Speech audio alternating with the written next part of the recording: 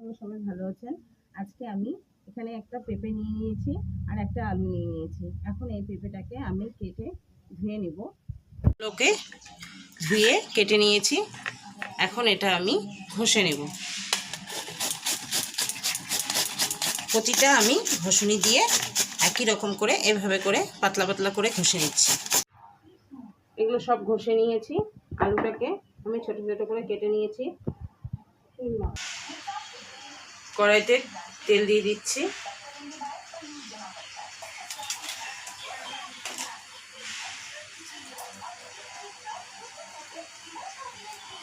দুটো শুকনো লঙ্কা, জিরা আর দুটো তেজপাতা ফোড়নের জন্য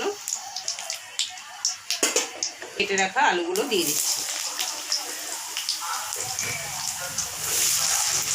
হালকা লবণ দিয়ে আগে ভেজে নেব। আমি এর মধ্যে এখন নুনিয়া চাল দিয়ে দিচ্ছি।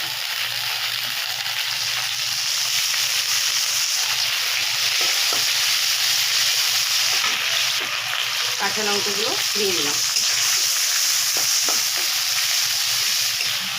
আমি দিয়ে দিচ্ছি।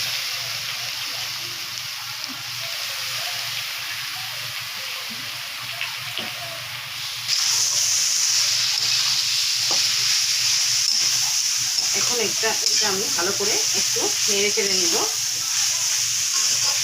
এখন এর মধ্যে আমি স্বাদ অনুসারে লবণ দিয়ে দিচ্ছি, হলুদ,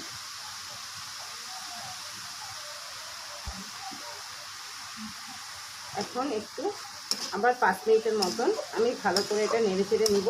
তারপর মশলা দেব।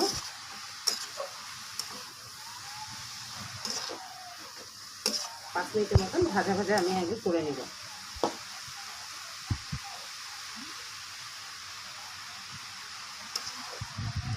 পাঁচ মিনিটের মতন হয়ে গেছে। আর জিরা আর আদা একটু বেটে দিয়ে দিচ্ছি।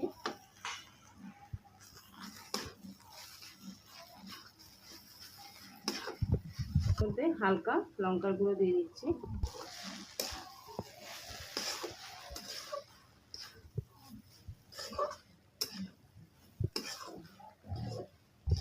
এর মধ্যে আমি জল দিয়ে দিব।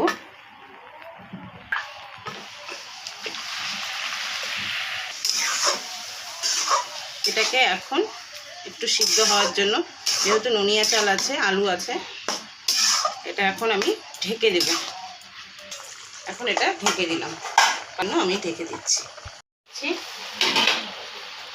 5 মিনিটের মতন হয়ে গেছে। এটা আর একটু টানিয়ে নিতে হবে। এখন এর মধ্যে আমি হালকা মিষ্টি দিয়ে দিচ্ছি। বেটে রাখা গরম মশলাটা দিয়ে দিলাম। এখন ঘি দিয়ে দিচ্ছি। এখন এটা আমি নামিয়ে নিব। পেঁপের ঘন্ট রেডি করেছি। আপনারাও একবার এভাবে বানিয়ে খেয়ে দেখবেন, খেতে ভালো লাগবে। হয়ে গেছে, নুনিয়া চাল দিয়ে করেছি। ভালো লাগলে লাইক, কমেন্ট, সাবস্ক্রাইব করবেন।